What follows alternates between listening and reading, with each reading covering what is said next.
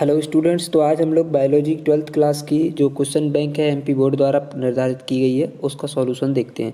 और इसमें देखते हैं सबसे पहली यूनिट है जनन।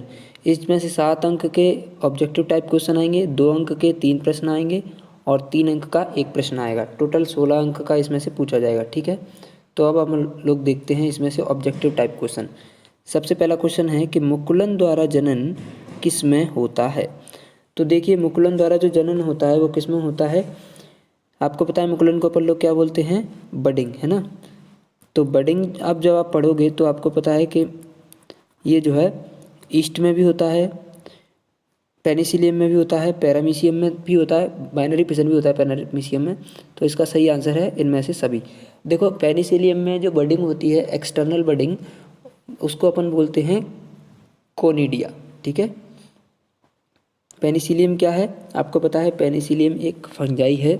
और इसके बारे में एक और चीज़ बता दूं कि अलेक्जेंडर फ्लेमिंग नामक वैज्ञानिक ने पेनिसिलिन नामक एंटीबायोटिक की खोज करी थी पेनिसिलियम नोटेटम नामक कवक से, इसी से करी थी। ठीक है, अब देखते हैं हम लोग दूसरा क्वेश्चन। इस दूसरे क्वेश्चन में क्या दे रखा है कि अलैंगिक जनन में भाग लेने वाले जनकों की संख्या कितनी होती है। तो ये तो आपको पता है कि अलैंगिक जनन में जो जनक होते हैं वो एक ही होता है, यूनिपेरेंटल होता है ना। तो इसका सही आंसर क्या हो गया, डी वाला। अब देखते हैं अगला क्वेश्चन, तीसरा। इसमें दिया है निषेचन के बाद अंडाशय किस में परिवर्तित हो जाता है। आपको पता है निषेचन के बाद जो अंडाशय होता है यानी ओवरी जो होता है फ्रूट के फ्लावर के अंदर, ओवरी कन्वर्ट होता है आपका फ्रूट में। और आपको पता है वो जो ओव्यूल होता है वो कन्वर्ट होता है आपका सीड में। ठीक है, तो इसमें वो अंडाशय का में परिवर्तित होगा फल में। ठीक है, अब देखते हैं अगला क्वेश्चन। अगले क्वेश्चन क्या दे रखा है, निम्नलिखित में से किसमें मासिक चक्र यानी कि मेंस्ट्रुअल साइकिल पाया जाता है। तो आपको मैं बता दूं, जो मेंस्ट्रुअल साइकिल होता है ना वो किस में पाया जाता है, प्राइमेट्स में। और प्राइमेट कौन कौन होते हैं, एप, मंकी और ह्यूमन, गोरिल्ला। तो मंकी में पाया जाता है। ठीक है, ये जो क्वेश्चन बैंक में इसका आंसर जो काऊ दे रखा है वो कि गलत दे रखा है, इसमें मिसप्रिंट हो चुका है इसमें। इसका सही आंसर है बंदर। ठीक है, अगला क्वेश्चन देखते हैं। अमीबा एवं जीवाणु जैसे एक कोशिकीय जीवों में प्राकृतिक मृत्यु नहीं होती है। क्यों नहीं होती है, तो आप सभी को पता है कि वे लैंगिक जनन नहीं कर सकते, नहीं ऐसा कुछ ज़्यादा वो नहीं है। वे द्विविभाजन द्वारा जनन करते हैं, नहीं ऐसा कोई वो भी नहीं है। हाँ करते तो हैं, बट प्राकृतिक मृत्यु इसलिए नहीं होती क्योंकि उनका जो जनक का शरीर होता है ना वो संततियों में वो हो जाता है पर वितरित। जो पेरेंटल सेल होती है वही डॉटर सेल बन जाती है, तो उनकी प्राकृतिक मृत्यु तो होती ही नहीं है। हाँ, सूक्ष्मदर्शी भी होते हैं, लेकिन मैं इसमें जो पूछा गया उसका करेक्ट आंसर सी है। ठीक है, अब देखते हैं अगला क्वेश्चन। बाह्य निषेचन होता है तो किस में होता है, आपको पता है पक्षियों में तो इंटरनल फर्टिलाइजेशन होता है, रेप्टाइल्स में भी इंटरनल फर्टिलाइजेशन होता है, स्तनियों में भी इंटरनल फर्टिलाइजेशन होता है। इसका सही आंसर है उभयचरों में। जो एम्फीबियन होते हैं ना मेढक, तो उनमें एक्सटर्नल फर्टिलाइजेशन होता है पानी के अंदर। ठीक है, अब देखते हैं प्रथम क्लोन जीव है। तो प्रथम क्लोन जीव कौन है, आपको पता है घोड़ा नहीं, हाथी नहीं, भेड़। कौन सी, डॉली नामक भेड़ है जो प्रथम क्लोन जीव है। निम्नलिखित में कौन सी स्पीसीज एक लिंगी है। तो आपको पता है कि केचुआ जो है वो कैसा है, द्विलिंगी है ना, मेल और फीमेल एक में। स्पंज भी द्विलिंगी है, टैपवर्म पीताकृमि भी द्विलिंगी है। इसका सही आंसर है तिलचट्टा। ठीक है, कॉकरोच। अब देखते हैं अगला क्वेश्चन। युग्मक निर्माण की क्रिया को कहते हैं। तो आपको पता है युग्मक जो है क्या, इसको इंग्लिश में बोलते हैं गैमीट, और युग्मक निर्माण की क्रिया को बोलते हैं गैमीटोजेनेसिस। अगला क्वेश्चन, युग्मक प्राकृतिक रूप से होते हैं, आप सभी को पता है ये अगुणित होते हैं। ठीक है, अब देखते हैं रिक्त स्थानों की पूर्ति कीजिए। रिक्त स्थानों में सबसे पहला रिक्त स्थान दिया है GMO का पूरा नाम क्या है। तो इसका पूरा नाम क्या है, genetically modified organism. Genetically modified है ना, मॉडिफाइड ऑर्गेनिज्म ये आप लिख सकते हो। ठीक है, अगला क्वेश्चन देखते हैं। इसमें दे रखा है जिस युग्मनज में XX गुणसूत्र होते हैं वह मादा शिशु के रूप में विकसित होता है, आपको पता है फीमेल के रूप में डेवलप होता है मादा। अब देखते हैं अगला, आकारिकी तथा आनुवंशिक रूप से एक समान जीव क्या कहलाते हैं? क्लोन, CLONE, ठीक है, क्लोन कहलाते हैं। या फिर हिंदी में लिख सकते हैं आप लोग इसको इस तरीके से, क्लोन, ठीक है। अब देखते हैं, जब दोनों युग्मक एक समान होते हैं तो वे होमोजाइगस कहलाएंगे, समयुग्मकी एक जैसे होंगे तो मनुष्य के जो युग्मक होते हैं वो कैसे होते हैं? विषम युग्मकी, क्योंकि एक समान नहीं होते हैं, ठीक है। अधिकांश जलीय जीवों में, तो आपको पता है जलीय जीवों में क्या होता है? बाह्य निषेचन, ठीक है, एक्सटर्नल फर्टिलाइजेशन होता है। अब देखते हैं एक वाक्य में उत्तर लिखिए। मनुष्य में गुणसूत्रों की संख्या कितनी होती है? तो मनुष्य में गुणसूत्रों की संख्या 44 या 23 जोड़ी होती है, ठीक है, इसका सही आंसर है ये। अगला देखते हैं, पुष्प का कौन सा भाग बीज बनाता है? ये मैं आपको पहले भी बता चुका हूँ। बीज किससे बनता है? ओव्यूल से, और ओव्यूल को अपन लोग क्या बोलते हैं? अंडप। अंडप से जो है आपका बीज बनता है, सीड, ठीक है। अगला देखते हैं, फलों की बाहरी भित्ति क्या कहलाती है? तो आपको पता है इसको एपिकार्प बोलते हैं, एपिकार्प, ठीक है, या पेरिकार्प भी बोल सकते हैं। सूक्ष्म प्रवर्धन की तकनीक क्या है? आपको पता है सूक्ष्म प्रवर्धन की तकनीक एक प्रकार की अलैंगिक जनन की एक विधि है, जिसमें हम लोग बहुत बड़े मात्रा में कम समय में अधिक पौधों को उगा सकते हैं, ठीक है। अब देखते हैं, जीवन की अवधि क्या है? Life span. तो आपको पता है कि जो बर्थ से लेकर, जन्म से लेकर और नेचुरल डेथ तक, प्राकृतिक मृत्यु तक के बीच का जो समय होता है किसी भी जीव का, उसको अपन लोग बोलते हैं जीवन की अवधि, ठीक है। अब देखते हैं अति लघु उत्तरीय प्रश्न। पहला प्रश्न है, कायिक प्रवर्धन क्या है? 2 उदाहरण दीजिए। कायिक प्रवर्धन अलैंगिक जनन की वो विधि है जिसमें पौधे के किसी अन्य भाग का प्रयोग किया जाता है जिससे नया पौधा बन जाए। इसके 2 उदाहरण आप लोग देख सकते हैं कि सबसे पहला है, कायिक प्रवर्धन होता है ब्रायोफिलम में होता है, किसके द्वारा? पत्तियों में अपस्थानिक कलिका द्वारा, है ना, एडवेंटिशियस बड निकलती है उसमें। और आप लोग देख सकते हैं कायिक प्रवर्धन और किस में होता है? हमारे इसमें आलू में देख सकते हैं आप लोग, है ना। और आप लोग देख सकते हैं इसमें बुलबिल में, अकेब में बुलबिल्स होते हैं। आप लोग इसमें देख सकते हैं अदरक में राइजोम्स होते हैं, है ना। ये कायिक प्रवर्धन के उदाहरण हैं। जैसे आप लोग देख सकते हैं ऑफसेट होते हैं अपने वाटर हाइसिंथ में, है ना। अगला क्वेश्चन देखते हैं इसको, ऋतुस्राव चक्र को परिभाषित कीजिए। ऋतुस्राव चक्र, देखो मेंस्ट्रुअल साइकिल, आप लोगों को मैं बताऊं, ऋतुस्राव जो चक्र होता है ना, वो सिर्फ और सिर्फ प्राइमेट्स में ही पाया जाता है। और इसका सबसे बड़ा रीज़न क्या होता है कि उनमें एक पर्टिकुलर टाइम के बाद उनकी जो उनका गर्भाशय होता है ना, उसकी मिडिल लेयर जो होती है ना, वो टूट कर योनि मार्ग से निकलती है। इसलिए जो है उनमें ये हर एक पर्टिकुलर 28 दिन बाद जो है वो निकलती है। ये क्या होता है, एंडोमेट्रियम की जो लाइनिंग होती है ना, वो ब्रेक हो जाती है, एंडोमेट्रियम और मायोमेट्रियम, और फिर वो डिस्चार्ज होती है हर 28 दिन बाद, इसलिए उसको मेंस्ट्रुअल साइकिल बोलते हैं, ठीक है।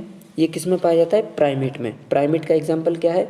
मनुष्य, एप, मंकी, ठीक है। अब देखते हैं अगला क्वेश्चन। अगले क्वेश्चन में दे रखा है, उभय लिंगाश्रयी एवं एक लिंगाश्रयी को परिभाषित कीजिए। तो उभय लिंगाश्रयी का मतलब होता है जिसमें मेल और फीमेल एक ही जीव में पाए जाते हैं, उसको बोलेंगे उभय लिंगाश्रयी। और एक लिंगाश्रयी या एक लिंगी का मतलब होता है जिसमें मेल और फीमेल एक ही अलग अलग होते हैं।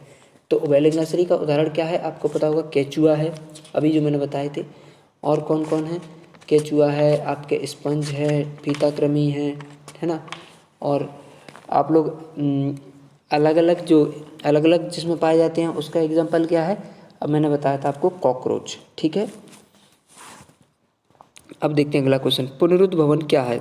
आप सभी को पता है कि पुनरुद्भवन की क्रिया क्या होती है कि एक किसी अंग से अंग जो कट जाता है या फिर टूट जाता है, उसके बाद तुरंत जो है उसका डेवलपमेंट हो जाना, रीजनरेशन हो जाना, उसको बोलते हैं पुनरुद्भवन। या फिर आप लोग बोलो कि एक किसी अंग द्वारा किसी दूसरे जीव का निर्माण हो जाना, उसे पुनरुद्भवन बोलेंगे। जैसे आप लोग देख सकते हो प्लेनेरिया में पाया जाता है एक पुनर्जनन, सतत पुनर्जनन। अगर आप इसका सबसे बड़ा एग्जाम्पल और देखते हो, छिपकली की पूंछ टूट जाती है तो दोबारा आ जाती है। या फिर अपनी बॉडी में देख सकते हैं तो लीवर जो है, इसमें सबसे ज़्यादा रीजनरेशन पावर होती है, इसको अपन काट कर भी डोनेट कर सकते हैं, है ना। आप लोग अगला क्वेश्चन देखते हैं, कलिका निर्माण की क्रिया को चित्र सहित समझाइए। तो कलिका निर्माण का मतलब होता है बड निकलना। तो बडिंग किस में होती है, आप लोग देख सकते हैं, हाइड्रा में दिखा सकते हैं। देखो हाइड्रा एक तरीके का इस तरीका का जीव होता है। तो सबसे पहले इसमें जो है एक साइड में जो है इस तरीके से जो है ये बड निकलती है, और फिर ये जो बड है ना, ये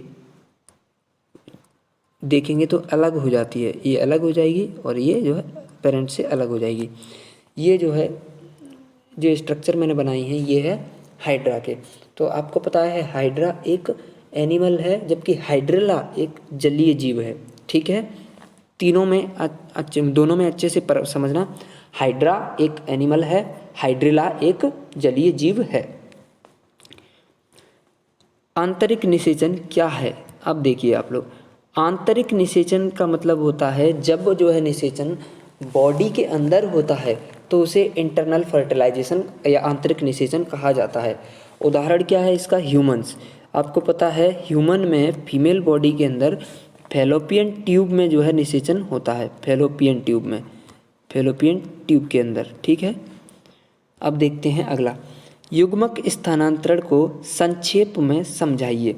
अब आपको पता है युग्मक स्थानांतरण का मतलब होता है कि युग्मकों का एक मेल गैमीट है तो उसका फीमेल गैमीट तक पहुंचना, मतलब युग्मकों के स्थानांतरण की क्रिया को युग्मक स्थानांतरण कहते हैं। अब आप लोग देख सकते हैं कि कुछ जो प्लांट होते हैं जैसे कि एल्गी हो गया, ब्रायोफाइट हो गया, टेरिडोफाइट हो गया, इनमें जो गैमीट हैं वो वाटर के द्वारा, उसमें फ्लैजिला अलग होते हैं, वाटर के द्वारा, मीडियम के द्वारा जो है एक स्थान से दूसरे स्थान तक जाते हैं। लेकिन अगर आप देखोगे कुछ हायर प्लांट्स में, जिम्नोस्पर्म या एंजियोस्पर्म में, तो उनमें जो गैमीट होते हैं उनको पॉलन ग्रेन बोला जाता है। वो किसके थ्रू जाते हैं, एयर के द्वारा जाते हैं, है ना। और इनको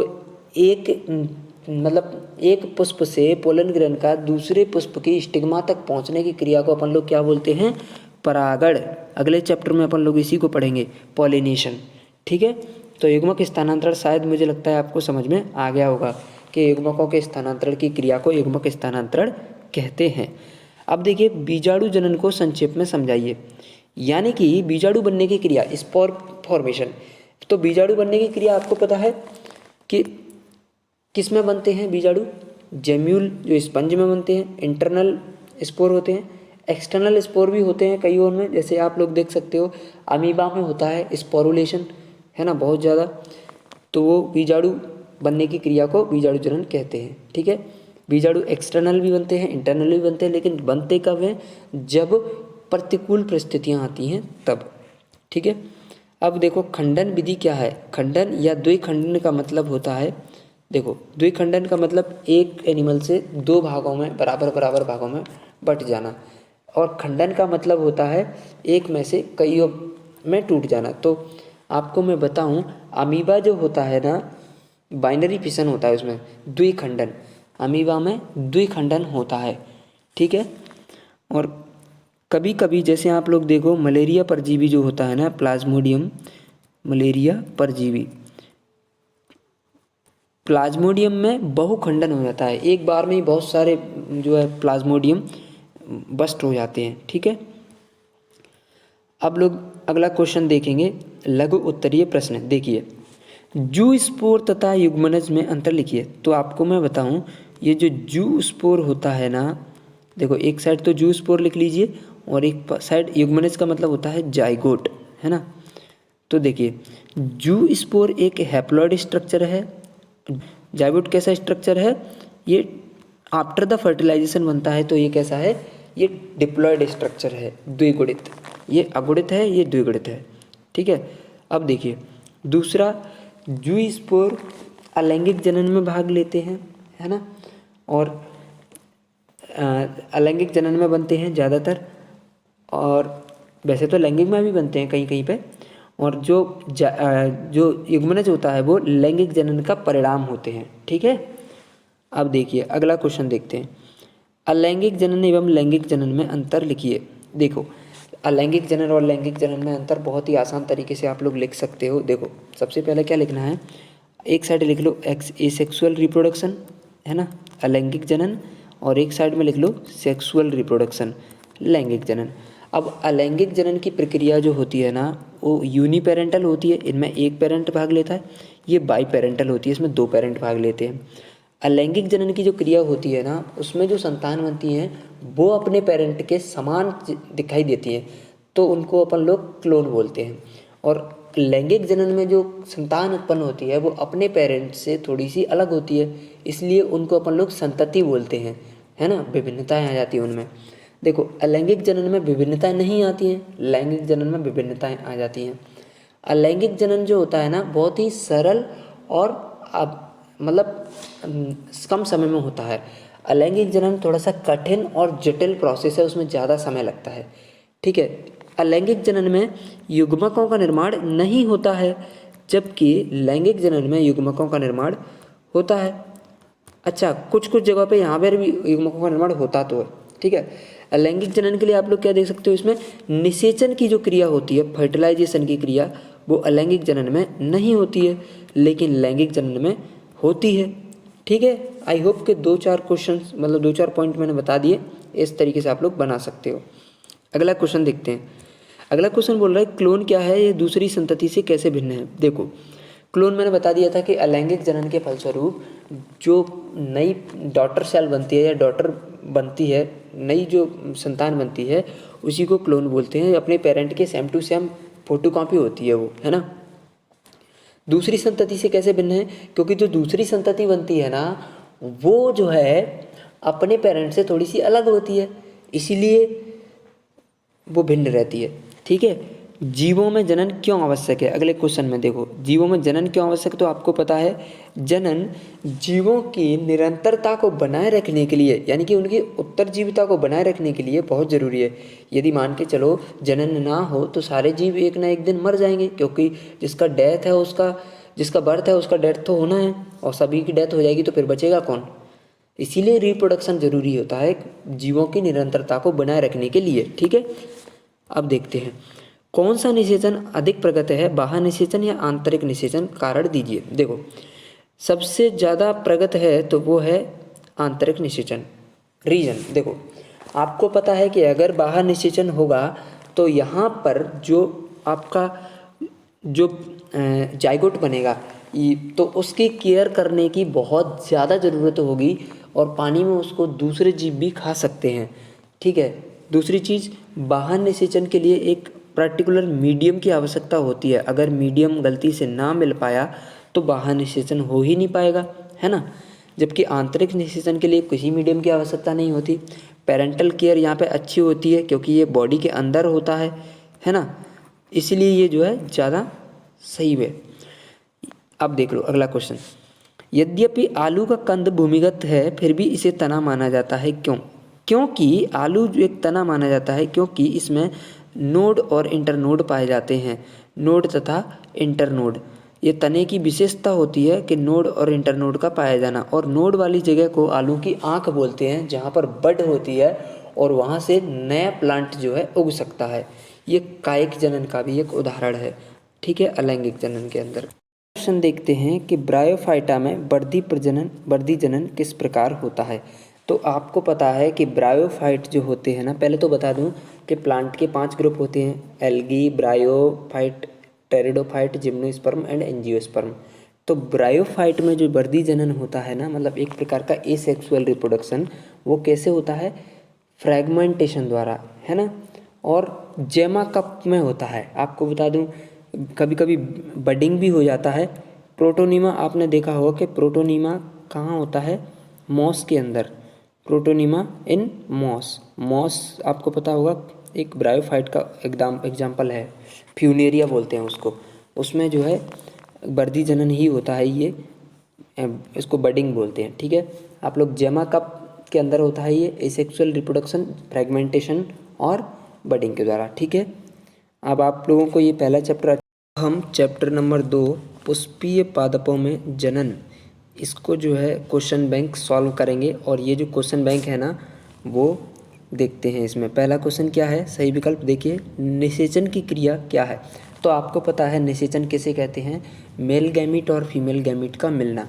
मेल गैमीट मतलब स्पर्म, फीमेल गैमीट मीन मतलब अंडाणु, है ना। वो हम देखते हैं, नरयुग्मक का अंडाणु के साथ संयोजन, हाँ ये भी सही है। पराग कणों का परागकोश से वर्तिकाग्र पर स्थानांतरण, ये तो परागण कहलाता है ना, ये थोड़ी होता है निषेचन। नरयुग्मकों का ध्रुवीय केंद्रकों के साथ संयोजन, ये तो डबल फर्टिलाइजेशन कहलाता है, द्विनिषेचन बोलते हैं इस क्रिया को। ठीक है ना, ये भी नहीं है। बीजांड से बीज का निर्माण, ये तो निषेचन के बाद बनता है, तो इसका सही आंसर क्या होगा, पहला वाला। ठीक है, नरयुग्मक तथा का अंडाणु के साथ संयोजन। अब अगला क्वेश्चन देखते हैं, द्विनिषेचन किसके द्वारा प्रदर्शित किया जाता है। तो आपको पता है शैवाल नहीं प्रदर्शित करते, कवक नहीं करते, नग्नबीजी नहीं करते, जिम्नोस्पर्म इसको कौन करते हैं, आवृतबीजी एंजियोस्पर्म जो प्लांट होते हैं वो जो है द्विनिषेचन दर्शाते हैं। अगला क्वेश्चन देखिए, जायांग का वह भाग जो परागकण ग्रहण करता है। आपको पता है जायांग जो होता है ना, यानी गाइनोशियम जो होता है ना, उसके 3 पार्ट होते हैं। स्टिग्मा इस तरीके से होता है, देखो फीमेल पार्ट है ना, देखो ये ऊपर वाला स्टिग्मा, ये स्टाइल और ये ओवरी। तो स्टिग्मा वाला जो पार्ट होता है ना, ये इसी पर जो है पोलन ग्रेन आते हैं, तो स्टिग्मा को बोलते हैं अपन लोग वर्तिकाग्र। इसका सही आंसर क्या है, वर्तिकाग्र। अब देखते हैं, उस घटना को क्या कहते हैं जिसमें अंडाशय बिना निषेचन के फल में विकसित हो जाता है। तो बिना फर्टिलाइजेशन के फल का बनना मतलब कि अनिषेक फलन। ठीक है, अच्छा असंग जनन का मतलब क्या होता है फिर, असंग जनन का मतलब होता है कि बिना फर्टिलाइजेशन के बीज का बन जाना, इसे असंग जनन बोलते हैं। ठीक है, अब देखते हैं, आवृतबीजी में द्विनिषेचन की खोज किसने करी, तो ये करी थी नावास्चिन नामक वैज्ञानिक ने। क्वेश्चन नंबर 6 देखते हैं, गुरु बीजाणु जनन से बने 4 गुरु बीजाणु में क्रियाशील गुरु बीजाणु की संख्या कितनी होती है। आपको पता है 4 में से 3 तो डिजनरेट कर जाते हैं, हट जाते हैं, बचता कितना है, 1। तो इसका सही आंसर क्या है, 1।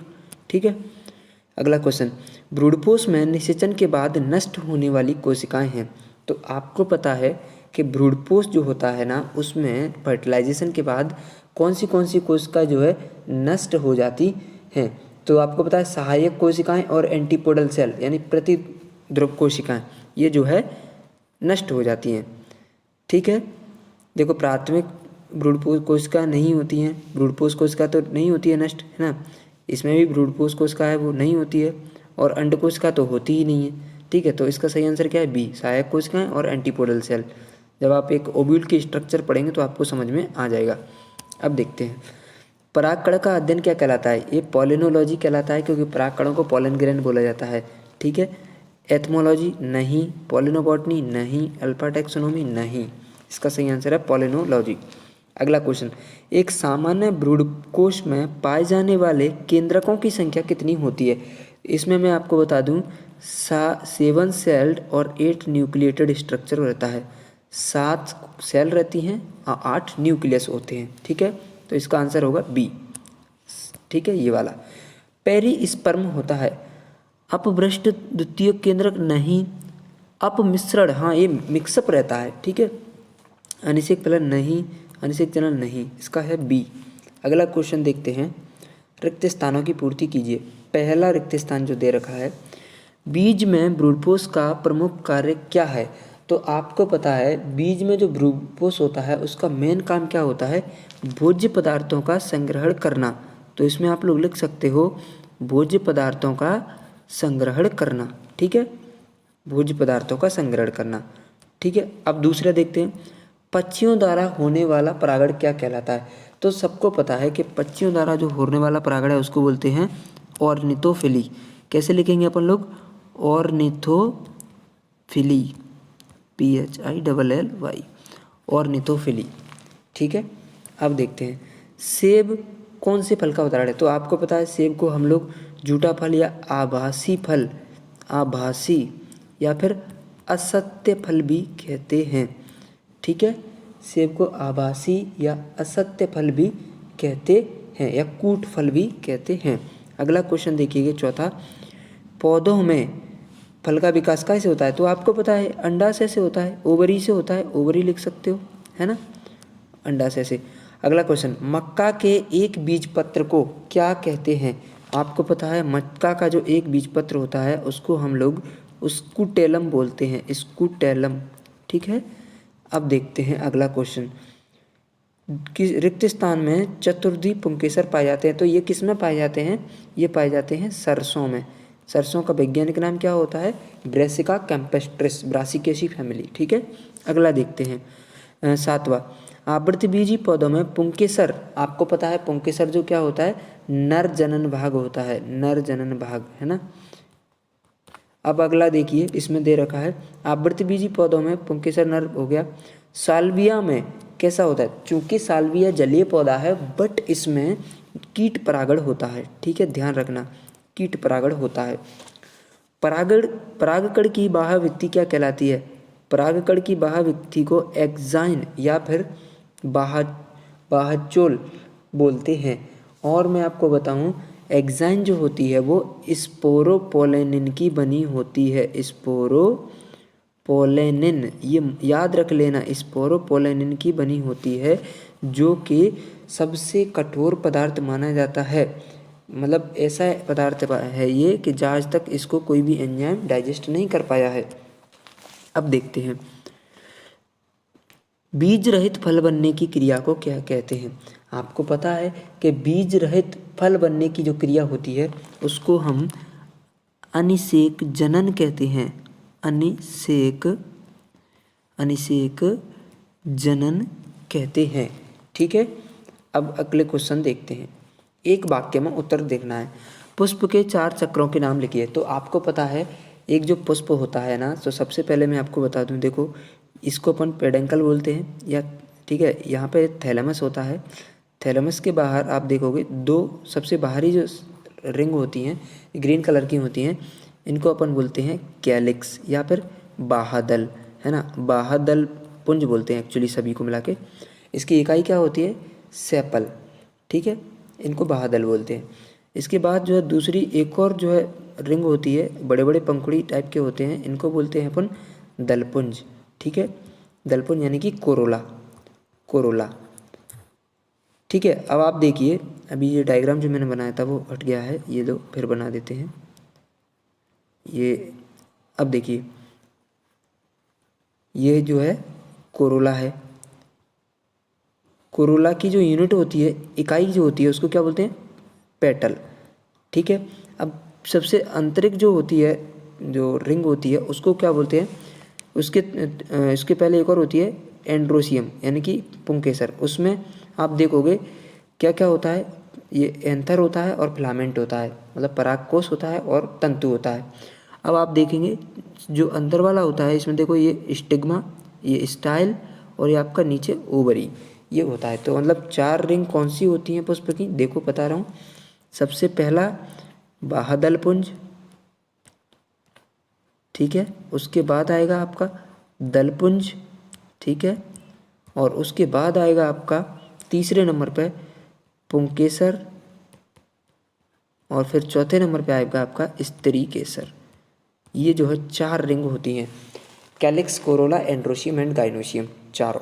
अब देखते हैं अगला क्वेश्चन, ऐसे पौधे जो अपने जीवन में कई बार पुष्प उत्पन्न करते हैं उनके लिए किस शब्द का उपयोग किया जाता है? तो आपको पता है अपने जीवन में कई बार पुष्प उत्पन्न करने वाले पौधों को बहुवर्षीय पौधे कहा जाता है, बहुवर्षीय पौधे। इसका एग्जाम्पल क्या है? आम ले लो आप, अपने जीवन में कई बार उसमें आम लगते हैं, ठीक है, कई बार पुष्पन होता है। बीज के बाहरी आवरण का नाम लिखिए। इसको अपन बोल सकते हैं सीड कोट, है ना, यानी कि बाहरी आवरण जो होता है ना, सीड कोट बोल सकते हैं। इसमें बीज चोल बोल सकते हैं हिंदी में इसको, बीज चोल, क्या? बीज चोल। ठीक है, अब देखते हैं अगला क्वेश्चन है, जब बाह्यदल पुंज तथा दल में अंतर नहीं होता तो इसके लिए किस शब्द का प्रयोग किया जाता है? इस शब्द के लिए अपन करते हैं पेरियांत। पेरियांत शब्द का प्रयोग किया जाता है और इसकी इकाई होती है टेपल, TEPAL, यानी कि हिंदी में बोलेंगे इसको दलाभ। ठीक है, अब सुनो, जब बाह्यदल पुंज और दल पुंज में पता नहीं चलता है ना, तो उसके लिए अपन पेरियांत एक यूनिट शब्द का प्रयोग करते हैं, इसको दलाभ बोलते हैं, इसकी इकाई होती है टेपल। ठीक है, चमगादड़ द्वारा उत्पन्न संपन्न होने वाला परागण का नाम लिखिए। तो आपको पता है चमगादड़ द्वारा जो परागण होता है उसको बोलते हैं काइरप्टेरोफिली। स्पेलिंग लिख लीजिए, काइरप्टेरोफिली, काइरप्टेरोफिली। हिंदी में चिरप्टेरोफिली बोल दो, कुछ भी बोल दो, पर स्पेलिंग ये होती है। अगला क्वेश्चन देखिए, निषेचन के बिना फल बनने की क्रिया अनिषेक फलन कहलाती है। अभी हम लोग पढ़ चुके हैं, ठीक है ना। अनिषेक जनन द्वारा किस प्रकार के फल बनते हैं? ये बीज रहित फल बनते हैं। ठीक है, अब देखते हैं अति लघु उत्तरीय क्वेश्चन जो 2-2 नंबर के आएंगे। इनमें देखिए अनिषेक जनन क्या है, इनके महत्व लिखिए। देखो अनिषेक जनन, भैया बिना फर्टिलाइजेशन के आप जो है बीज रहित जो है आपके फल बन रहे हैं, है ना, इसलिए इसको अनिषेक जनन बोलते हैं। इसका महत्व क्या होता है भैया, हमें कम बहुत अधिक मात्रा में सीड चाहिए, मतलब वो फल चाहिए बिना सीड के, तो आसानी से मिल जाएंगे, इसका यही महत्व है। ठीक है, बहुत अधिक मात्रा में चाहिए तो मिल जाते हैं। और देखो पॉलीएम्ब्रियोनी क्या होती है, बहुभ्रूणता। देखो मतलब एक उसके अंदर फ्रूट के अंदर बहुत सारे एम्ब्रियो, है ना, यानी कि बहुत सारे एम्ब्रियो एक ही उसके अंदर मिल जाएं, उसको पहले पॉलीएम्ब्रियोनी बोलते हैं। अब देखते हैं निषेचन किसे कहते हैं। निषेचन के दौरान परागनलिका का मार्ग नामांकित चित्र द्वारा दर्शाइए। तो आपको पता है कि निषेचन क्या होता है, नरयुग्मक और मादा युग्मक यानी अंडाणु का मिलना। नरयुग्मक प्लांट में बोले तो पोलन ग्रेन, परागकण, है ना, परागकण और अंडाणु का मिलना।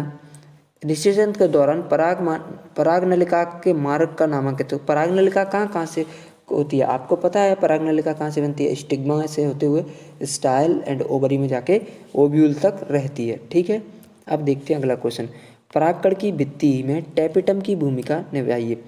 तो मैं आपको बताता हूँ, आपको बताएं कि परागकण की जो भित्ति की जो रचना होती है ना, उसमें टैपेटम का मेन काम होता है उसको उसको डेवलपिंग जो सीड होता है ना, उसको वो परागकण जो होता है ना, परागकण उसको जो है पोषण प्रदान करना, परागकण को पोषण प्रदान करना, ये पोषण प्रदान करती है। ठीक है, विपुंसन का मतलब क्या होता है? तो देखो मैं आपको बताऊँ, विपुंसन का मतलब होता है अपन जो है प्लांट का जब अपन स्वपरागण कराना चाहते हैं तो उसमें से पुष्प को जैसे मेल पुष्प है तो उसमें से ऐसे डबल मेल और फीमेल एक ही पुष्प में है तो उसमें से एक पार्ट को निकाल लेना, इस क्रिया को बोलते हैं विपुंसन, है ना। मतलब पुष्प में स्वपरागण जबरदस्ती करवाने जाने, स्वपरागण को रोकने के लिए जो क्रिया कराई जाती है उसको बोलते हैं विपुंसन। ठीक है, अब देखो टैपेटम से क्या तात्पर्य है? टैपेटम आपको पता है परागकण की एक झिल्ली है सबसे अंदर वाली, इसका काम क्या होता है? परागकण को न्यूट्रिशन प्रोवाइड कराना।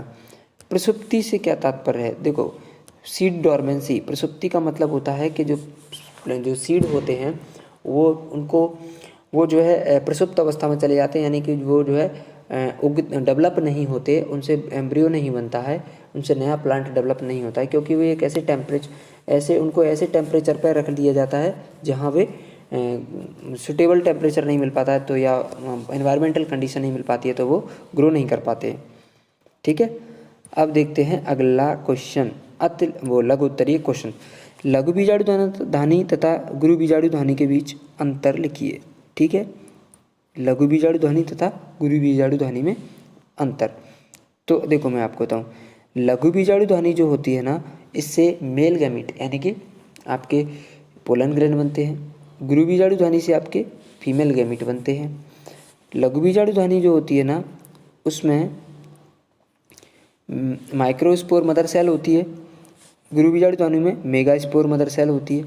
ठीक है, इसमें 4 सेल में से एक ही सेल बचती है, इसमें जो है एक ही सेल होती है, 4 सेल का कोई रोल ही नहीं होता है।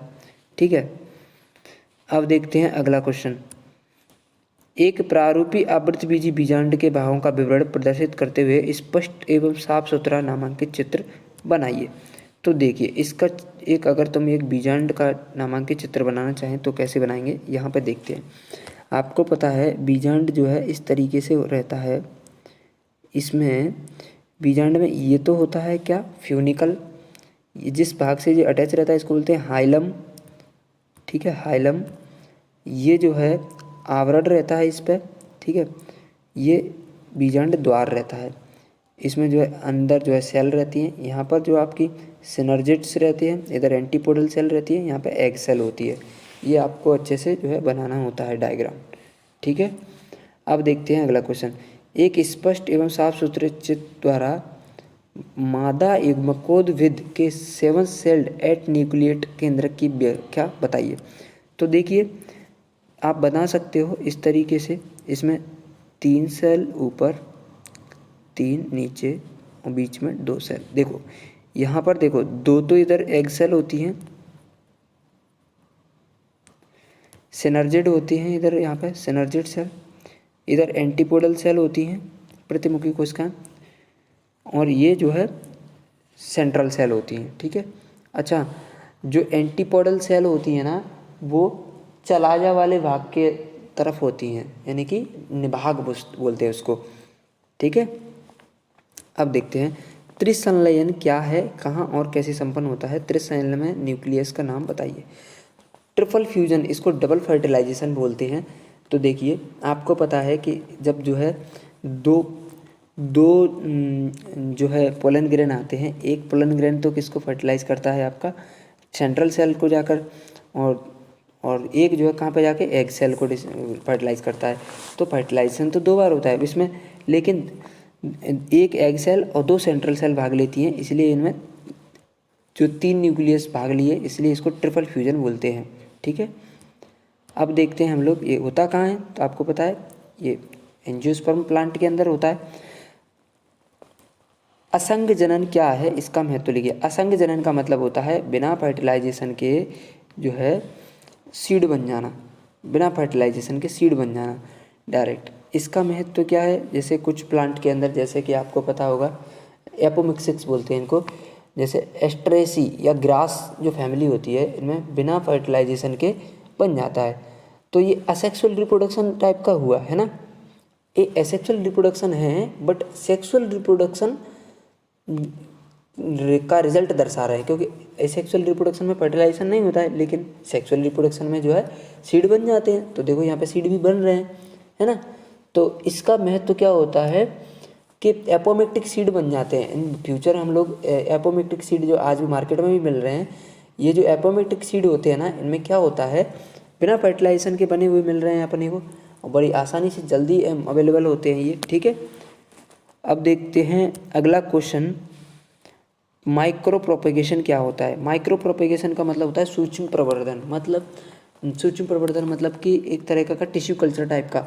आप लोग देख लीजिए कि अगर हमको टिश्यू लेवल पर ऊतक संवर्धन की विधि बताते हैं इसमें, कि भाई कल्चर प्लेट में इनको ग्रो कराते हैं बढ़िया छोटे छोटे टिश्यू लेवल पर ले जाके, और एक साथ बहुत सारे प्लांट जो है डेवलप किए जा सकते हैं कम समय में। ठीक है, अब देखिए स्वपरागण और परपरागण में 3 अंतर। ये मोस्ट इम्पोर्टेंट क्वेश्चन है, मैं अभी बोल रहा हूँ, आप लोग इसको अच्छे से कर लेना, ये आएगा। देखो पॉलिनेशन, सेल्फ पॉलिनेशन और क्रॉस पॉलिनेशन। देखो स्वपरागण की क्रिया जो होती है ना, द्विलिंगी पुष्पों में होती है, ये एक लिंगी पुष्पों में होती है। जो स्वपरागण की क्रिया होती है ना, वो जो है, इसका मतलब क्या होता है कि एक उसी पुष्प के पुंकेसर से जो परागकण हैं उसी पुष्प की वर्तिकाग्र पर आ जाए, या उसी प्लांट के दूसरे पुष्प पर पहुंच जाए, तो इसको स्वपरागण बोलेंगे, एक ही प्लांट पर। लेकिन परपरागण का मतलब क्या होता है कि दूसरे प्लांट का जो परागकण है उसकी वर्तिकाग्र तक आए, उसको बोलेंगे परपरागण। अच्छा, स्वपरागण के होने के लिए क्या होता है आपको बताएं कि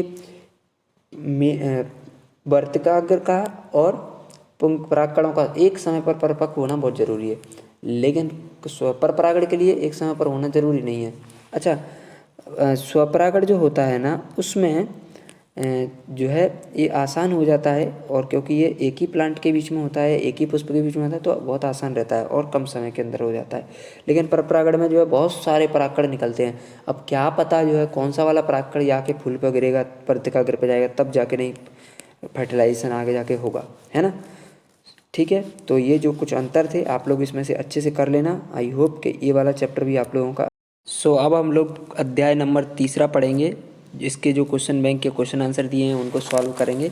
देखते हैं, इस चैप्टर का नाम है मानव जनन। रिप्रोडक्शन यूनिट का आपका ये 3 चैप्टर है। इसके बाद एक चैप्टर और बचा है, उसको भी अभी ख़त्म कर लेंगे। पहले इसको करते हैं, ठीक है।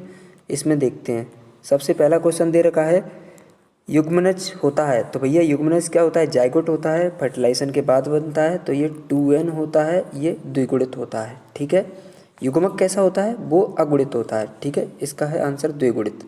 अगला क्वेश्चन देखेंगे, मानव है, तो आपको पता है मानव क्या है? अंडा देने वाला? नहीं, अंडा प्रजक नहीं है, वो सजीव प्रजक है। जो अंडा देने वाले होते हैं उनको अंड प्रजक बोलते हैं, जैसे कि रेप्टाइल्स हो गए, बर्ड्स हो गए, और मानव जो है सजीव प्रजक है, ठीक है। अब देखते हैं तीसरा, कितने द्वितीयक शुक्र कोशिकाओं से 200 शुक्राणु बनेंगे? तो आपको मैं बताऊं कि सेकेंडरी स्पर्मेटोसाइट सेल से आपको पता है कि दुगने हो जाते हैं, मतलब तो इसका 100 में से 2 हो जाएंगे सेकेंडरी स्पर्मेटोसाइट से। यदि यहीं पर क्वेश्चन पूछा होता कि प्राइमरी स्पर्मेटोसाइट सेल से कितने शुक्राणु बनेंगे, तो 4 गुना बनते हैं, 4 गुना, ठीक है। अब देखते हैं अगला क्वेश्चन, आईवीएफ में स्थानांतरित किया जाता है। आईवीएफ का मतलब होता है इन विट्रो फर्टिलाइजेशन, है ना। तो इसमें आंसर क्या है? 16 कोरक खंडों वाले ब्रूड पोष को फैलोपियन नली में जो है डाल दिया जाता है। मतलब टेस्ट ट्यूब बेबी जो अपन पढ़ते हैं ना, टेस्ट ट्यूब को जो है पहले मेल गैमीट को ले लिया जाता है, स्पर्म को, और फीमेल गैमीट ओवम को लिए के फर्टिलाइजेशन करा के टेस्ट ट्यूब के अंदर, और 16 सेल वाले उस तक डेवलप किया करके फिर उसको जो है फैलोपियन नली में ट्रांसफ़र कर दिया जाता है। इसी को बोलते हैं आईवीएफ टेक्नोलॉजी। अगला क्वेश्चन है, ध्रुवीय काय का निर्माण होता है। तो आपको पता है ध्रुवीय काय मतलब पोलर बॉडी, और पोलर बॉडी अंडाणु जनन की क्रिया में बनती है। मनुष्य में भ्रूणीय झिल्लियों की संख्या कितनी होती है? वो होती है 3, एमनियोन, कोरियोन, एलेंटोइस, ठीक है ना। अब देखते हैं, इम्प्लांटेशन वह क्रिया है जिसमें, तो आपको पता है इम्प्लांटेशन क्या होता है कि गर्भाशय की भित्ति से ब्लास्टोसिस्ट बनता है। मतलब आपको मैं बताऊं कि फर्टिलाइजेशन होने के बाद, फर्टिलाइजेशन आपको पता है कहाँ होता है? ये से आपकी फैलोपियन नली में होता है ना, तो अंडवाहिनी नली में। तो वहाँ पर फर्टिलाइजेशन के बाद जाइगोट बन गया, उस जाइगोट से जो एम्ब्रियो डेवलप होगा ना, वो जो है आपके गर्भाशय में पहुँचेगा। तो जब ब्लास्टोसिस्ट बनने लगता है गर्भाशय में जाकर, इसी प्रोसेस को बोलते हैं इम्प्लांटेशन, यानी कि वो इम्प्लांट हो गया। अब फिर गर्भाशय में वहाँ पर जाकर उसका डेवलपमेंट होगा, बढ़ेगा आगे जाके। अगला क्वेश्चन देखते हैं, सेमिनिफेरस नलिकाएँ पाई जाती हैं।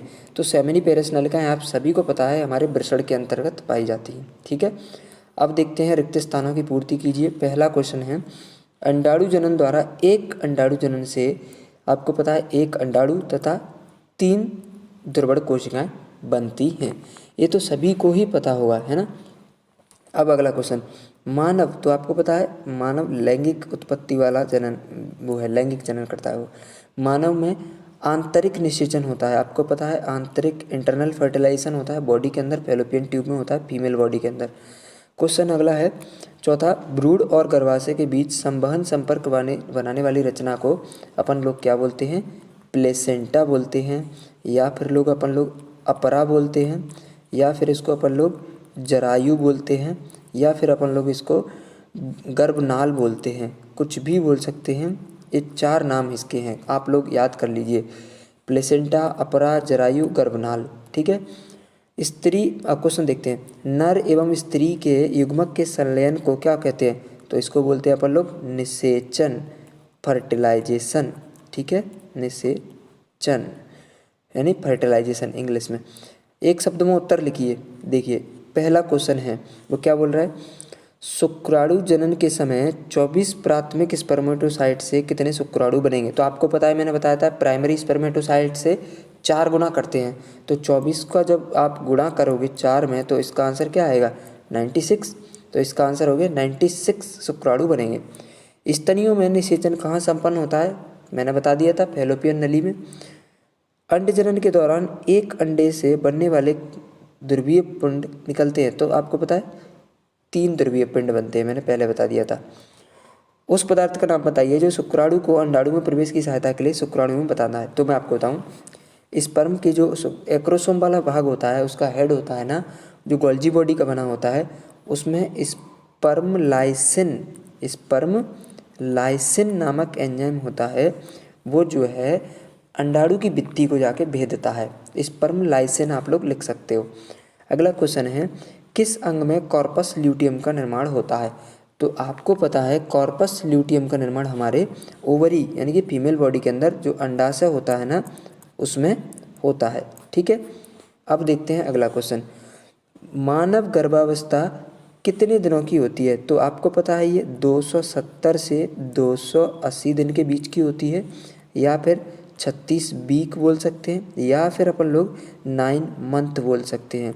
गेस्टेशन पीरियड बोलते हैं इसको, है ना। अब देखते हैं अगला क्वेश्चन।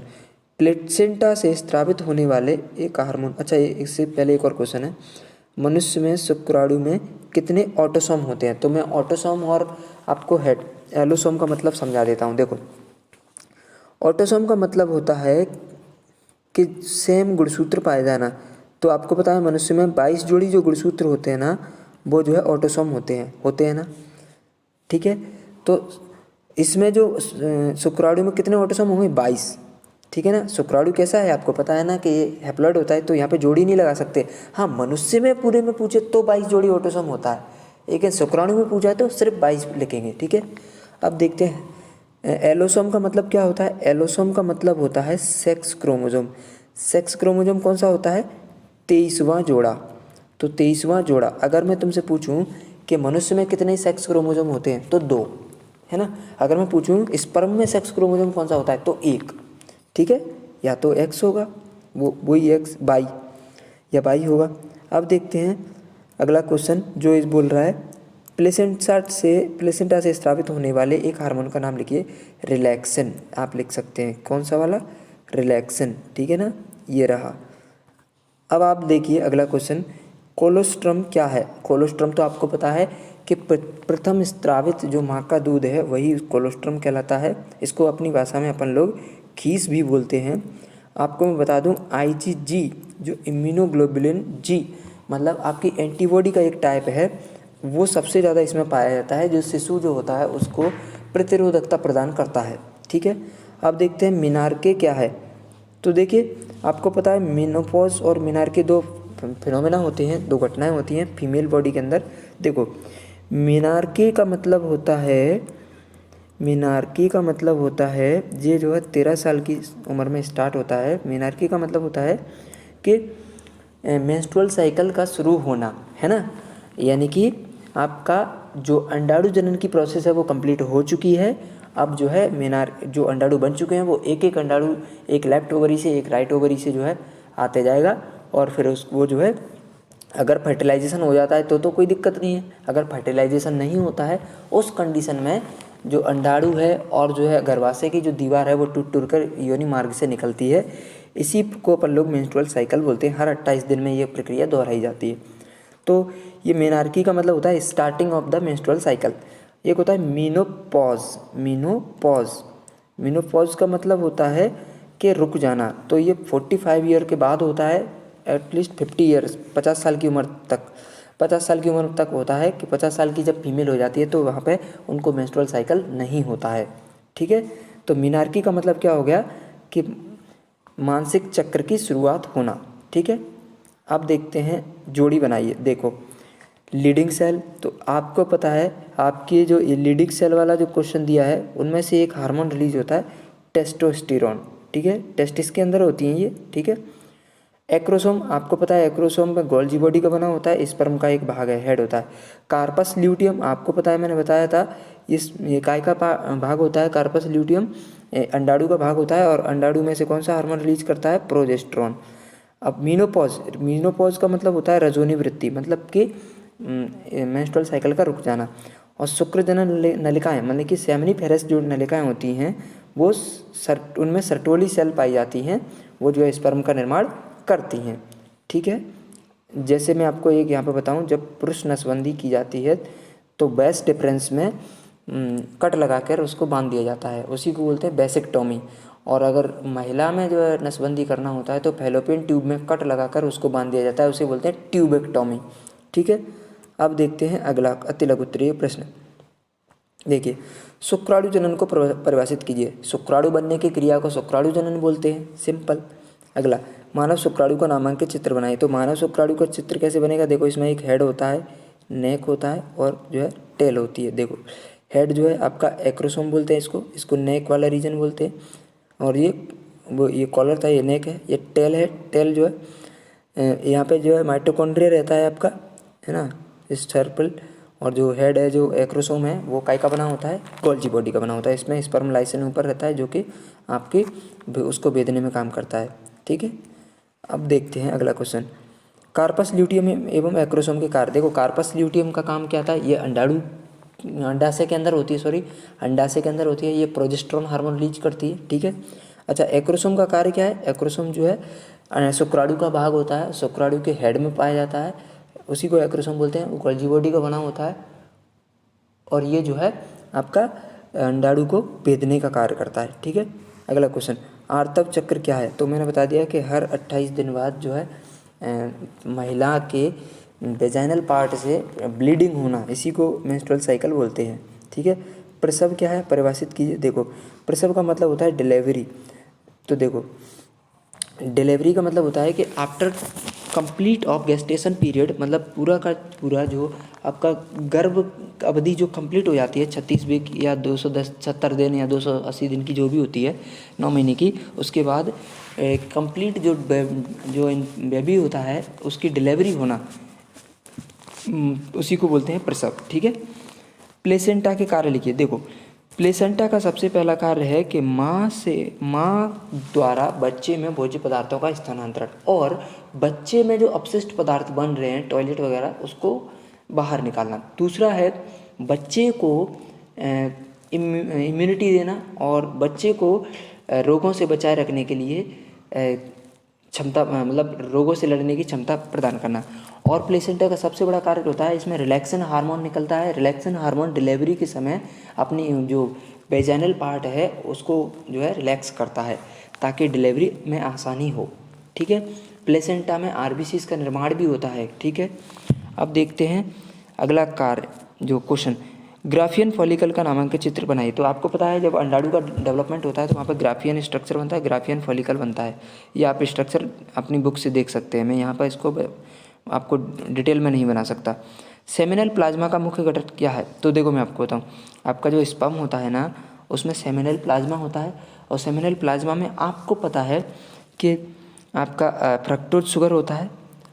जब रेप केस की पुष्टि की जाती है उसमें फ्रक्टोज का जो है चेकअप किया जाता है कि फ्रक्टोज ये प्रेजेंट है कि नहीं, उसी वजह से ये जो है वाइट कलर का होता है। तो उसका मुख्य घटक क्या होता है? फ्रक्टोज होता है। उसमें और भी कई वाटर होता है ना, और आप उसमें जो है आपके कैल्शियम भी होता है, और भी रहते हैं, बट फ्रक्टोज मेन उसका वो है। ठीक है, सिर्फ ये बताना था। अब देखते हैं अगला क्वेश्चन, वृषण उदर गुहा के बाहर क्यों पाए जाते हैं? तो आपको पता है कि वृषण उदर गुहा के बाहर इसलिए पाए जाते हैं क्योंकि वृषणों में हमारी होती हैं सेमिनिपेरस नलिकाएं, और सेमिनिपेरस नलिकाओं में क्या होता है? हमारे शुक्राणुओं का निर्माण। शुक्राणुओं के निर्माण के लिए जो टेम्परेचर चाहिए, तापमान चाहिए, वो होता है 35 डिग्री सेंटीग्रेड, और हमारी बॉडी का जो नॉर्मल टेम्परेचर होता है वो होता है 37 डिग्री सेंटीग्रेड, है ना। तो कम से कम मनुष्य के सामान्य तापमान से 2 डिग्री सेंटीग्रेड यानी कि थोड़ा सा कम तापमान चाहिए, इसलिए जो है उदर गुहा के बाहर पाए जाते हैं। अगर अंदर पाए जाते तो शुक्राणु जनन की क्रिया नहीं हो पाती, जो हमारे शुक्राणु बन ही नहीं पाते। ठीक है, अगला क्वेश्चन देखते हैं, माँ के दूध को नवजात शिशु के लिए सबसे अच्छा क्यों माना गया है? अच्छा, इससे पहले एक क्वेश्चन और रह गया शायद, मुझे लगता है, शुक्राणु जनन किस प्रकार होता है? रेखा चित्र द्वारा बताइए। तो ये जो है मैं आपको बताऊं शुक्राणु जनन की क्रिया, एक शुक्राणु जो होता है ना उससे आपको बताऊं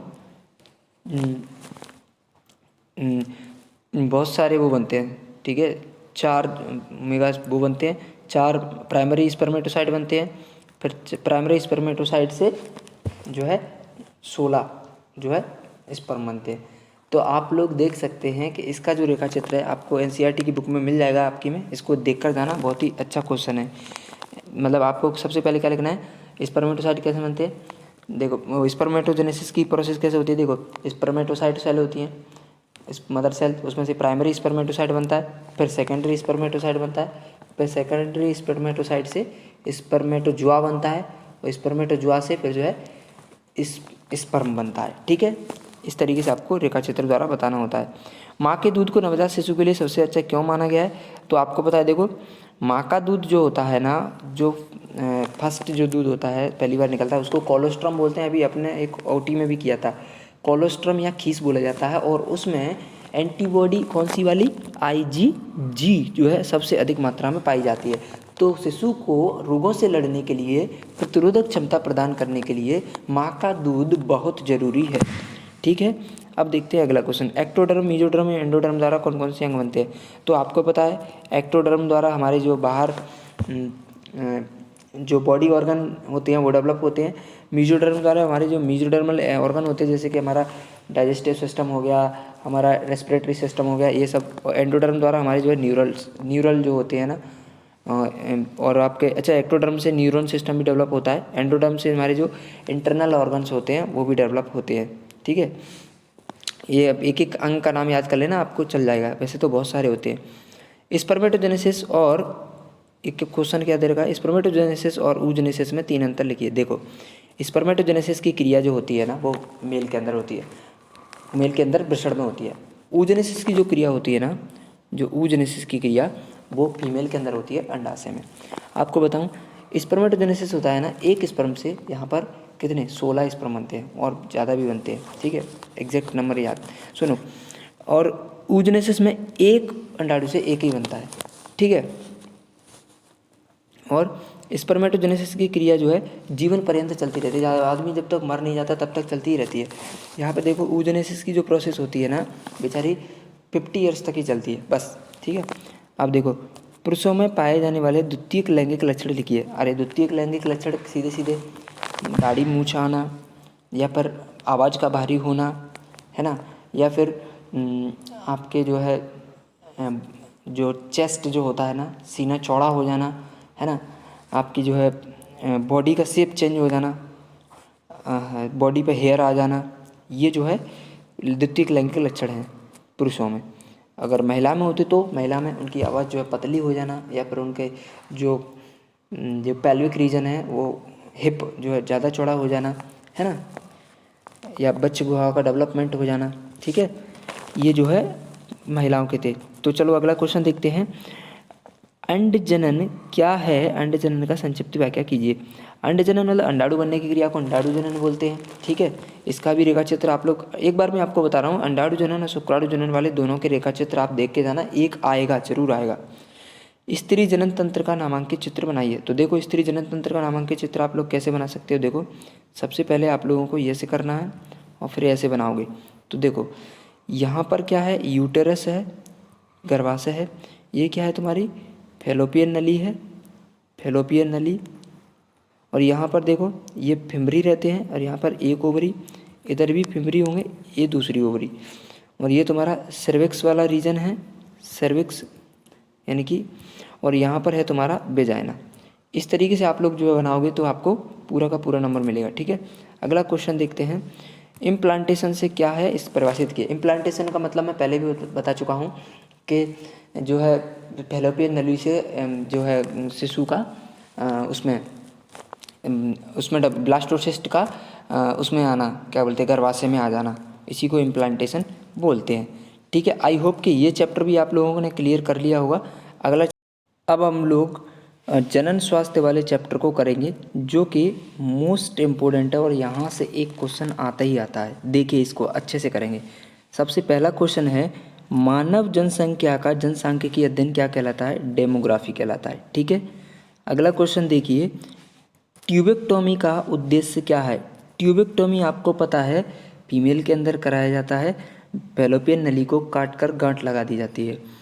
भ्रूणी विकास को रोकना नहीं, अंडाजलन को रोकना नहीं, सहवास को बाधित करना नहीं, निषेचन को रोकना, ताकि मेल गैमिट और फीमेल गैमिट मिल नहीं पाए। अगला क्वेश्चन देखिए, जन्म दर तथा मृत्यु दर का अनुपात क्या कहलाता है। ये कहलाता है जैविक इंडेक्स। ठीक है। अगला क्वेश्चन देखिए, मुख्य गर्भ निरोधक में क्या होता है। तो उनमें ईस्ट्रोजन और प्रोजेस्टेरोन हार्मोन होते हैं। ठीक है, ये तो नहीं होते ऑक्सीटोसिन वगैरह, तो इसका आंसर क्या है, ये प्रोजेस्टेरोन। निम्न में से, अगला क्वेश्चन है, निम्न में से कौन पुरुष से संबंधित है। तो पुरुष से संबंधित का मतलब आप समझ लीजिए फीमेल में होगा। देखो IUCD नहीं होता, IUCD का मतलब होता है इंट्रा यूटेराइन कॉन्ट्रासेप्टिव डिवाइस, ये फीमेल के अंदर डेवलप की जाती, लगाई जाती है। ट्यूबेक्टोमी ये भी फीमेल में होती है। ये और भी तो नहीं हो सकते दोनों, ये भी नहीं है, ये भी नहीं है। इसका सही आंसर है ये बेसिक्टोमी। बेसिक्टोमी मतलब बेस्ट डिफरेंस जो होती है ना मेल के अंदर, उसको काट दिया जाता है, उसमें गांठ लगा दी जाती है, इसको पुरुष नसबंदी बोला जाता है। ठीक है। अगला क्वेश्चन है, सिफिलिस रोग किससे उत्पन्न होता है। तो आपको पता है सिफिलिस रोग एक बैक्टीरियल डिजीज है, किसके द्वारा होती है, ट्रिपेनोमा पैलिडम। ठीक है, एक STD है ये, है ना, अभी मैं बता दूंगा STD क्या होते हैं। अगला क्वेश्चन देखिए, निम्नलिखित में से जन्म दर को नियंत्रित करने की एक विधि है। तो तुम्हें पता है कि जन्म दर को नियंत्रित करने की सबसे एक विधि क्या है, IUD इंट्रायूटेराइन डिवाइस, है ना। ये डिवाइस लगा लेते हैं तो फिर जो है बच्चा नहीं होता है। ठीक है। अगला क्वेश्चन देखते हैं, एमनियोसेंटेसिस प्रक्रिया अपनाई जाती है। एमनियोसेंटेसिस का मतलब होता है, अभी मैं तुमको डिटेल में बताऊंगा अगले क्वेश्चन में, ये होती है 8 से 10वें सप्ताह में। ठीक है। अगला क्वेश्चन देखिए, रिक्त स्थानों की पूर्ति कीजिए। सिफिलिस एक, सिफिलिस क्या है, यौन संचरित रोग, यानी कि ये कैसे होता है, बैक्टीरिया से, जीवाणु जनित रोग है। जीवाणु कौन सी बैक्टीरिया से होता है, ट्रिपेनोमा पैलिडम। अब देखिए अगला क्वेश्चन, एड्स बीमारी में HIV कौन सी कोशिकाओं को नष्ट करता है। तो कोशिकाएं कौन सी होती है, वो हमारी प्रतिरक्षी कोशिकाएं। अगर प्रतिरक्षी कोशिकाएं नहीं लिख सकते तो कम से कम ये लिख सकते हो, हमारी helper T cell, helper T cell, ये इसका सही आंसर हो सकता है। ये भी प्रतिरक्षी कोशिकाओं का टाइप है, इनका नाम बता दिया मैंने बस, और कुछ नहीं है। अगला क्वेश्चन है, परिवार नियोजन का कार्यक्रम सब कब स्टार्ट हुआ। तो ये हुआ हमारा 1951 में, 1951 में जो है ये स्टार्ट हुआ था। ठीक है। अगला क्वेश्चन देखिए, जनसंख्या पर निबंध किसने लिखा। तो ये लिखा था TR माल्थस नामक वैज्ञानिक ने, TR माल्थस। ठीक है, ये इसका सही है। अगला क्वेश्चन देखते हैं, जैविक सूचकांक बराबर। तो जन्म दर बटे मृत्यु दर इंटू 1000, ये तो अभी पढ़ चुके थे, बायोलॉजिकल इंडेक्स, इसको जन्म दर भरेंगे यहाँ पर। ठीक है। अब देखते हैं अगले, सही जोड़ी मिलाइए। देखो TR माल्थस, तो आपको पता है कि माल्थस ने क्या करा था, निबंध लिखा था, तो ये मिल गया D वाला पहले से। बेसेक्टोमी पुरुष के अंदर होती है तो पुरुष में मिलाओ, ट्यूबेक्टोमी फीमेल के अंदर होती है तो फीमेल के अंदर मिलाओ। अब देखो, जनगणना को सेंसस बोलते हैं, और एमनियोसेंटेसिस जो होती है ना, उससे लिंग का परीक्षण भी किया जा सकता है। ठीक है। अगला क्वेश्चन देखते हैं, एक शब्द में उत्तर दीजिए। ऐसे 2 कारण दीजिए जिनसे जनसंख्या अनियंत्रित रूप से बढ़ रही है। तो आप लोग सबसे पहले लिख सकते हो, ये कम उम्र में शादी होना, ये पहला रीज़न है। ठीक है। दूसरा रीज़न लिख सकते हो अशिक्षा, लोग शिक्षित नहीं हैं, इसलिए जो है धड़ाधड़ बच्चे पे बच्चे पैदा करते जा रहे हैं। ठीक है। अगला क्वेश्चन देखते हैं, IUCD का पूरा नाम लिखिए। IUCD का मैंने बता दिया था, इंट्रा यूटेराइन कॉन्ट्रासेप्टिव डिवाइस। ठीक है ना। अगले क्वेश्चन का देखिए, अगला क्वेश्चन क्या है कि मानव जनसंख्या का अध्ययन क्या कहलाता है। ये तो अभी किया था अपन ने, डेमोग्राफी। ठीक है। अगला क्वेश्चन, माला D और N में कौन सा रासायनिक गर्भ निरोधक पाया जाता है। ईस्ट्रोजन और प्रोजेस्टेरोन हार्मोन होते हैं 2, ईस्ट्रोजन और प्रोजेस्टेरोन का प्रोजेस्टेरोन। ठीक है ना, ये हार्मोन जो है होते हैं इनमें। अगला क्वेश्चन है, परिवार नियोजन को अब किस नाम से जाना जाता है। इसको RCH reproductive child health care, या फिर फैमिली प्लानिंग यानी कि परिवार नियोजन के नाम से भी जाना जाता है। ठीक है। अभी आप देखिए, सेंट्रल ड्रग रिसर्च इंस्टीट्यूट कहाँ स्थित है। CDRI ये जो है लखनऊ में है, यूपी में है, लखनऊ में। ये क्यों फेमस है देखो मैं बताऊं, क्योंकि हमारे इंडिया में सबसे पहले जो गर्भ निरोधक गोली है वो उसका नाम क्या है, सहेली, उसकी यहाँ पर खोज हुई थी CDRI लखनऊ में। ठीक है, कौन सी, सहेली, याद रखना। अब इनके फुल फॉर्म पूछे, IUCD देखो, IUCD का है intra contraceptive, intra uterine contraceptive device. STD का आपको पता ही है, sexually transmitted disease, transmitted disease. HIV का आपको पता ही है, human immuno deficiency virus. AIDS का पता ही है, एक्वायर्ड इम्यूनो डेफिशिएंसी सिंड्रोम। ठीक है, अब क्वेश्चन देखते हैं। MTP क्या है, MTP का मतलब होता है मेडिसिनल टर्मिनेशन ऑफ प्रेगनेंसी। क्या, मेडिसिनल टर्मिनेशन ऑफ प्रेगनेंसी। तो आपको मैं बताऊं ये क्या है कि जब जो है सरकार की परमिशन लेकर हम अपनी गर्भपात कराते हैं, इस प्रोसेस को बोलते हैं MTP। जब 12 वीक से पहले जो करवाई जाती है, जब शिशु 12 वीक का है उससे पहले जो है सुरक्षित मानी जाती है और ये MTP करवाई जा सकती है। बट आफ्टर द 12 वीक ये इलीगल है हमारे इंडिया में। अब देखते हैं IVF तकनीक को स्पष्ट कीजिए। IVF तकनीक मैंने बता दिया था कि इन विट्रो फर्टिलाइजेशन होता है, इसको टेस्ट ट्यूब बेबी तकनीक भी बोला जाता है। इसमें क्या किया जाता है कि मेल से स्पर्म को लिया जाता है और फीमेल से ओवम को लिया जाता है, टेस्ट ट्यूब के अंदर फर्टिलाइजेशन करवाया जाता है और उस फर्टिलाइजेशन करवाने के बाद टेस्ट ट्यूब में ही उसको जो है जाइगोट को ग्रो करने दिया जाता है। लेकिन जब वो 16 सेल का बन जाता है फिर उसको जो है यूट्रस के अंदर जो है इम्प्लांट, फेलोपियन ट्यूब के अंदर इम्प्लांट कर दिया जाता है। फेलोपियन ट्यूब में फिर और ज़्यादा बड़ा होता है, फिर आफ्टर दैट वो जो है यूट्रस में पहुंच जाता है। इसी को अपन IVF तकनीक बोलते हैं। अब देखते हैं IUCD से क्या तात्पर्य है भाई। ये ऐसी डिवाइस होती हैं जिनको जो है फीमेल जो है अपनी बॉडी में लगा लेती हैं, तो इससे क्या होता है कि वो जो है प्रेग्नेंट नहीं होती हैं। ठीक है, चाहे कितना भी सेक्सुअल पार्टनर उनके साथ सेक्स करता रहे। ठीक है, अब देखते हैं जैसे इसमें कॉपर टी है, हार्मोनल भी होती हैं बहुत सारी, कॉपर टी है, लूप लगा लेती हैं कुछ, है ना। तो अब मैं आपको बताता हूँ अगला क्वेश्चन, जन्म दर और मृत्यु दर को परिभाषित कीजिए। तो जन्म दर, प्रति 1000 की जनसंख्या पर जन्म लेने वाले नए शिशुओं की संख्या को जन्म दर बोला जाता है, और मृत्यु दर प्रति 1000 लोगों की जनसंख्या पर मरने वाले लोगों की संख्या को मृत्यु दर कहा जाता है। अगला क्वेश्चन, गर्भ निरोधक गोलियों में उपस्थित हार्मोन, अभी बता तो दिया, ईस्ट्रोजन और प्रोजेस्टेरोन। अब देखते हैं लघु उत्तरीय प्रश्न। देखिए, समाज में जनन स्वास्थ्य के महत्व के बारे में 3 विचार लिखिए। आपको पता है कि जनन स्वास्थ्य के महत्व के बारे में पहला विचार तो क्या हो सकता है कि लोगों में अशिक्षा है, लोगों में शिक्षा की कमी है जनन स्वास्थ्य को लेकर, उनको मतलब शिक्षित करना चाहिए। दूसरा, वो जो है जब जनन उसके बारे में बात करते हैं, रोगों के बारे में जो उनको, तो वो जो है खुलकर डॉक्टर को भी नहीं बता पाते हैं। ठीक है, यानी कि वो जो है जागरूकता की भी कमी है। तीसरा, आप लोग क्या लिख सकते हैं, अगर किसी पर्सन को ये हो भी जाते हैं तो वो जो है प्रॉपर दवाइयाँ भी नहीं ले पाते हैं। ठीक है, तो अगर किसी को कोई प्रॉब्लम हो रही है, STD टाइप का हो रहा है, STD का मतलब होता है सेक्सुअली ट्रांसमिटेड डिसीज़। ठीक है, तो यौन संचरित रोग अगर हो भी जाते हैं तो वो उसको डॉक्टर से तुरंत सलाह लेनी चाहिए और इलाज करवाना चाहिए, डरने की कोई बात नहीं है। क्वेश्चन, जनसंख्या विस्फोट के 3 कारण। जनसंख्या विस्फोट के पहले 3 कारण देखो, पहला तो कम उम्र में विवाह हो जाता है, दूसरा अशिक्षा होती है, बहुत सारे बच्चे पैदा कर लेते हैं, तीसरा उनका क्या होता है कि बच्चों को भगवान की देन समझना, ये सोचते हैं कि बच्चे जो है ऊपर वाले की देन है, हमारा तो कोई रोल ही नहीं है इसमें, इसलिए। अगला क्वेश्चन है, ट्यूबेक्टोमी और बेसिक्टोमी को स्पष्ट कीजिए। ट्यूबेक्टोमी को महिला नसबंदी बोलते हैं, बेसिक्टोमी को पुरुष नसबंदी बोलते हैं। ट्यूबेक्टोमी में क्या करते हैं, फेलोपियन ट्यूब में कट लगाकर उसको बांध दिया जाता है ताकि फर्टिलाइजेशन ना हो सके।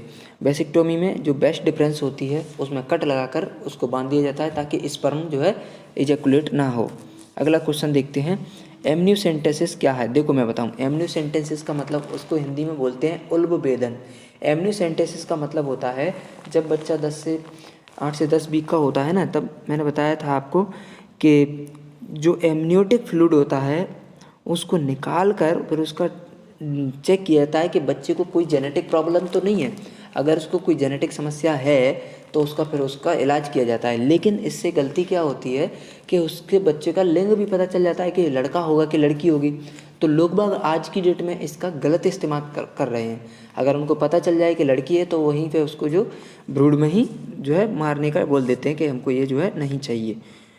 ठीक है, इसका महत्व तो क्या है कि अगर बच्चे में कोई प्रॉब्लम है तो उसका इलाज करवाना। अगला क्वेश्चन देखते हैं, क्या विद्यालय में यौन शिक्षा आवश्यक है? तो हाँ, बहुत ज़रूरी है। विद्यालयों में सबसे ज़्यादा यौन शिक्षा आवश्यक है, क्योंकि विद्यालयों में वो विद्यार्थी पढ़ते हैं जिनकी एज 14 से 18 के बीच में होती है, किशोरावस्था वाले। तो आपको पता है कि अगर उनमें जो है यौन शिक्षा के बारे में जागरूकता होगी तो वो अपने जो है STD से होने से बच जाएंगे। ठीक है, अगला क्वेश्चन, यदि किसी व्यक्ति को यौन संचालित रोगों की चपेट में आने से बचने के लिए कौन कौन से उपाय अपनाने चाहिए?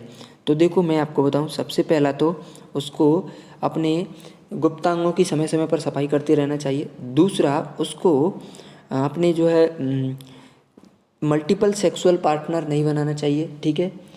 तीसरा, उसको असंक्रमित जो है ब्लड किसी का नहीं चढ़वाना चाहिए चेकअप करवा के, या असंक्रमित सुई से इंजेक्शन नहीं लगवाना चाहिए।